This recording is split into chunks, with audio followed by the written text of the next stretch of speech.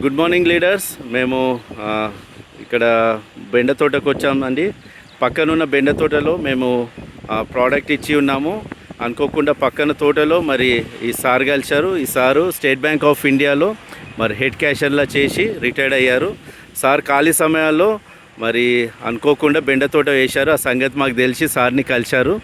కలిసిన తర్వాత మేడం గారి మాటల్లో వినండి.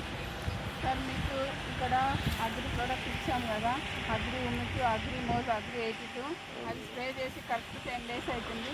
మీకు దీంట్లో రిజల్ట్ ముందు మీరు వాడిన దానికి ఇప్పటిదానికి ఎంత డిఫరెంట్ ఉందో కొంచెం తెలిస్తే ఇతరులకు షేర్ చేయడానికి ఉంటుంది. మాకు 4 days అవుతుంది ఈ రోజుకు. కానీ ఇంతకుముందు వాడిన మందులకు ఈ మందు చాలా తేడా ఉంటుంది. చాలా పంట కూడా చాలా మంచిగా కనపడుతుంది.